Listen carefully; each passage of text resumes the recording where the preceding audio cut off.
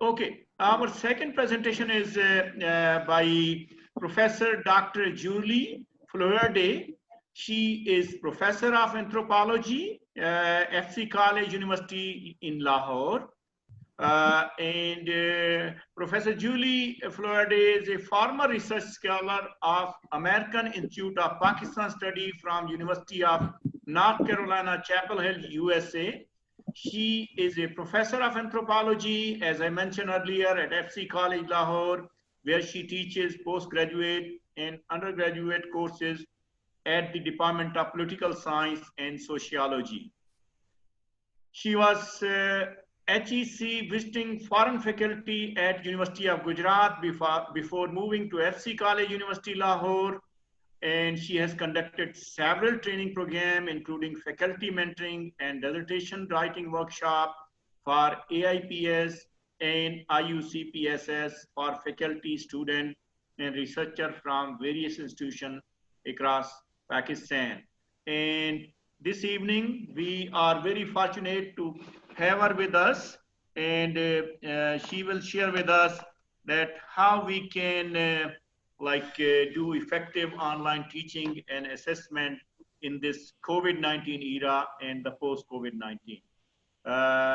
Dr. Julie, please. Welcome. Assalamu alaikum. It's a great honor to be a part of this important as well. So Thank you. Sorry for this. Yeah. Okay, so I'm very honored to be a part of this exchange, and it's valuable for all of us.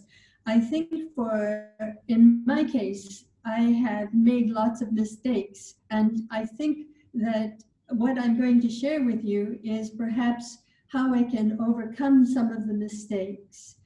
In some ways, I could use a lot of my experience from organizing classes, face-to-face classes, for the online teaching, and in other ways, there were problems. So if I have an objective in teaching that I want to address individuals as well as teams, I want to have individuals perform and to recognize their own talents and skills, but I also want them to be able to work with others. In producing the course, I have thought about themes, and I've broken it into 3 phases. So in phase 1, I regard this as the foundation time. And the foundation time is when you're sharing with the students a common vocabulary, concepts that are going to be used, the idea of how to write a paper.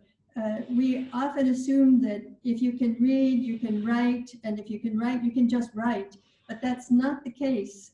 Learning how to write a paper for psychology or for history or for sociology, anthropology, all of these require certain skills. And so I spend time showing students how to write and how to produce a paper that is acceptable for the class. I also try to give an idea of the resources in the class. So presenting students with ideas of how they can get ideas, JSTOR, databases. So you're actually sharing tools in this first part of the course. In phase 1, you're developing a lot of awareness of using JSTOR and how to write a paper and the vocabulary, the ideas that are part of the course that you're developing. Then phase 2, I regard as application. And application is giving the students problems or case studies or asking them to read a particular kind of material and produce a response. And that response is an analysis, or it can be a judgment based on evidence or based on positions that are developed in the particular work. You can also use exams as part of this phase 2 application, just to get the feedback, to know if they are understanding. And I've developed a rule for myself that just because some students understand doesn't mean that all the students understand. So it's really important to allow for that opportunity for students who may just be on the edge and are too shy to say that they don't understand something, to bring them on board. So making sure that they understand. Critical thinking then becomes an important part of phase 2 application.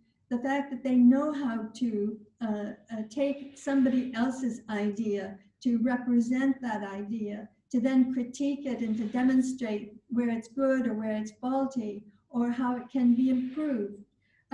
There are ways of making students reflective, and that's something I learned actually online this last spring, and that was asking students to give examples from their own life. So in the sociology course, instead of talking about class or social class that is outside, they were given a position of recognizing how they knew their particular class and how they understood who were not in their class. So in this way, we try to personalize, to individualize, and to make it experiential. I think the experience is key to learning because it is not just closing a textbook after you're done with the course, but it's becoming part of the course in your own life. The third part, or the third phase, is comprehension. So in the first phase, you developed what the course is about, the objectives, the idea of the individual, the idea of the teamwork, getting the concepts, the ideas out, making sure that they know how to write a paper, knowing how to find resources. The second part, application, so that they actually take case studies and examples. They do experiential type thinking, as well as judgmental thinking that's based on critical thinking skills. And so now then the next part is comprehension. When I think of comprehension, it depends on the level of the course. So if I'm at an introductory level, I want to scale the comprehension to the materials that we've dealt with in the course and to give them a chance of making sense of it. How does this apply then to your understanding of this field? If we're looking at an advanced course, I often will organize the materials based on a question. So for Pakistan Studies, an ethnography course that I teach on Pakistan, we have a very big issue to deal with when we think of the role of religion and the role of the state. How do they comply? How do they develop? How do they allow for differences and similarities within a society? So they have readings all through the course that then they need to consider in answering that question, comprehension for the end. I also teach a postgraduate course or two, and in those courses, I'm learning it's most difficult. I ended up teaching 13, 14 independent studies because that experience of being in a class together and creating an awareness and a conversation was sometimes lacking. The advanced students often have other responsibilities. They have full-time jobs, families, they have responsibilities as well. So they're not as accessible to a class situation where you have all the people in a Zoom conference situation. So that one was particularly difficult for me. And I ended up writing a lot of comments and carrying on like an independent study with each of them. So in this way, I have looked at online teaching in terms of phases and how to orchestrate. In a way, it's almost like a performance. Orchestrate the materials so that by the end of the semester, we as a group are sharing materials and understanding what is happening. In terms of the kinds of content, I think you all know there's digital materials that we put on the screen for students to read, but we want to get them active. And so one of the ways of getting content is asking students, and I'll go to the sociology course again, where they were asked to interview an elder person, anyone who they regard as elder, and everybody's elder to them, but 65 or older, to get the responses to the way things have changed in society. So this one was used specifically in reference to a chapter that we were studying, but at the same time, the students had a chance to listen to elders and to report. So they had experience in doing interview and experience in recording the interview and responsibility in reporting justifiably what was being said. So there are videos, there's YouTube, there are CDs, there are ways of task directing students to use internet to gain material, to check on things. There are different ways of getting them active. You can do interactive content where you have students who are looking at a particular topic.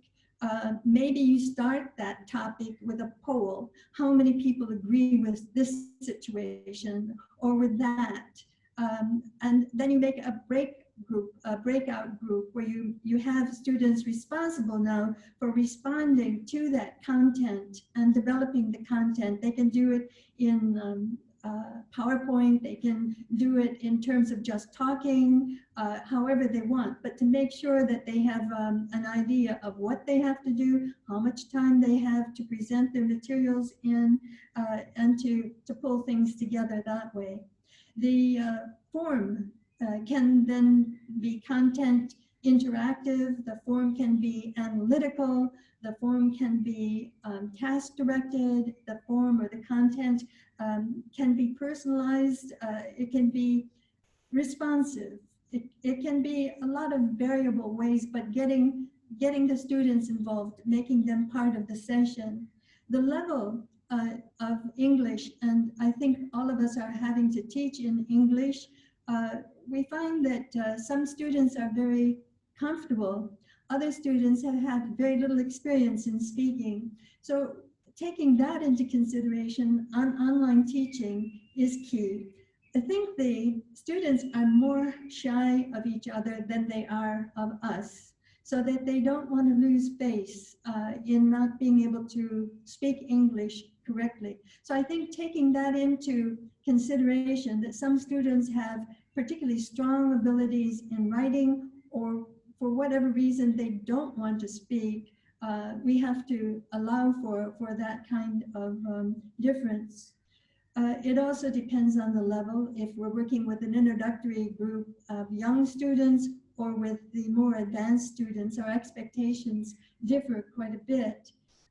We know that there's a faculty and there are students, and I think content needs to be shared and it needs to be fluid so that the faculty are responsible for bringing together materials that give a good foundation to the student, but at the same time to allow response, reaction, and involvement by the students. So the content should be open and it should be shared. The way we create the data can be varied. We can ask students to use the internet to pull things together. We can ask them to do interviews on the cell or on Skype or through Zoom. There are many, many ways, but listening to our students is really valuable because often they have the very best ideas, I think, in developing some of these ideas. I think that's as much as I can share at this point. Thank you.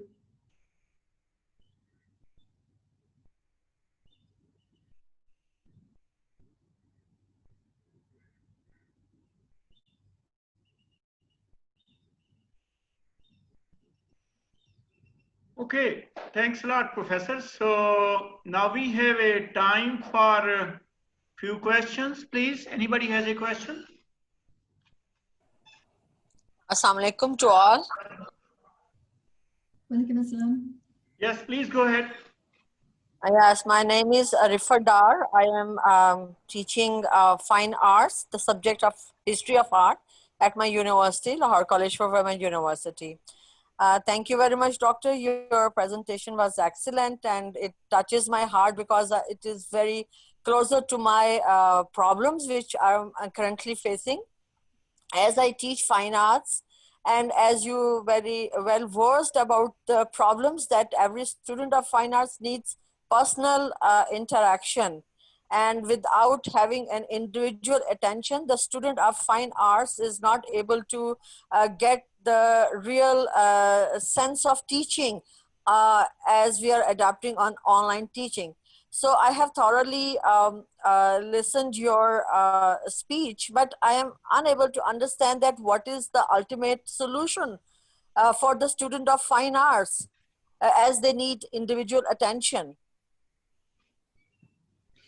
I think you're very right about the personal attention, and I don't know how many students you have at any one time.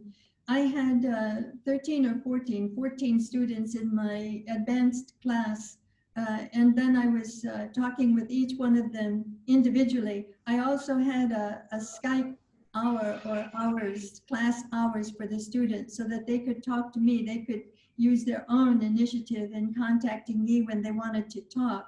That way they can show us materials. In your case, it would be the visual materials. They could talk about historical issues that arrive and looking at these different visuals. And I think that would help. Now, if you find clusters, that might be a very useful idea. Clusters where you have some students who share common interests and common research ideas, then to pull them together and then to work with them in small groups, like 3 or 4 people in one group, not more than 4 or 5. 5 is the ultimate limit, no more than 5 in a group. But I think 3 is very nice. If you can handle that, that might be one solution. Okay. Thank you so much. Thank you. Thank you. Yes. Anybody else? Assalamu alaikum. Can I have a question? Yes, please. This is Muhammad Rakibul Islam from Bangladesh, IUT. Actually, the class size, actually it is a problem in university like us. Actually, we are an engineering university, and in one section we have 60 students. So in our class, there are 3 sections. So total around 180 students. So what is your suggestion that if I want to take all of the students at the same class, will it be wise? I mean, or we should take section by section 3 individual classes? Thank you. Okay, so when I first began teaching, which was at the University of North Carolina as a new PhD, and it was just a temporary appointment, I had 150 students in a class, which is pretty much close to 180 that you're talking about. And I would give presentations, but I would often draw students from the audience. So in online teaching, if we have a list of names, we might call on certain names and ask their opinion or their position or what they thought of such a thing. That would happen in the actual Zoom, the situation where you're talking to the students. What we did, however, was to break the number 150 down into groups of no more than 20. And in each of those smaller classes, we could then have open discussions. So you have on the one hand, the presentation, which is given to everybody. And then you have the smaller sections where you address the materials that have been discussed, presented in the large auditorium or in the large situation. Then you begin to turn it into discussion and to response. I think that might be one way to do it. Okay, next question, please.